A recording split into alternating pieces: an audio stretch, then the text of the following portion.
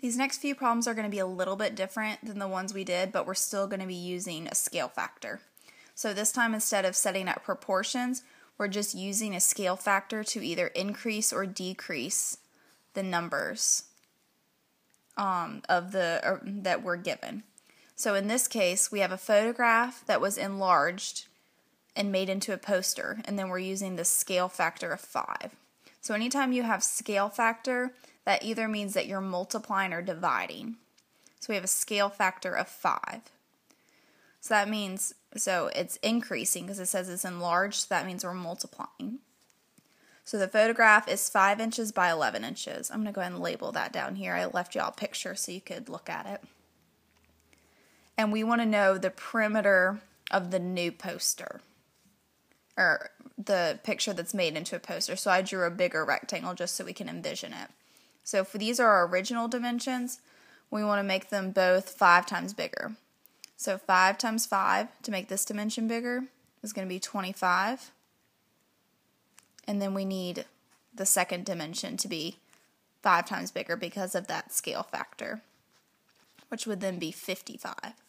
So that means now that we have 25 and 55 as our new dimensions, just because we multiplied each dimension by 5. This should sound a lot like a part of the geometry unit we just did. So now that we have these two numbers, we can easily fill in the other two parts and find the perimeter. So then we just need to add all of them up. So we can just do 55 plus 55 plus 25 plus 25, which then equals 110 plus 50 is 160 inches. And then we don't need any other units. We don't have squared or anything because it's just 160. So then that's your new perimeter. All right, the back sheet.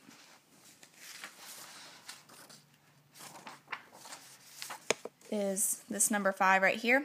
I'm going to do number 5 and then I'll have you guys do number 6 on your own. So we have a card that is 15 feet long and it's going to be reduced by a scale factor of 60.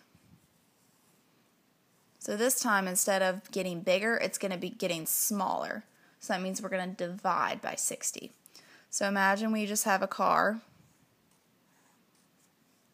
and it is 15 feet long. Well, then this next one is going to be a lot smaller, even smaller than that, and it's going to be reduced by a scale factor of 60. So what that means we need to do is do 15 divided by 60. So if you divide that out, you would get 0.25 or 1/4 of a foot. Now, a lot of people, you don't use fractions of feet very often. You typically would switch it to inches. So if there are 12 feet in a foot, and we're just taking 1/4 of that, 1/4 times 12 equals 3 inches. That's just a quick conversion. We just did 12 inches times 1/4 of a foot. So if you did 12 times 1/4 on your calculator, or 12 times 0.25, 12 times 0.25, you would get the same thing, 3 inches. So that means that this little car, the length is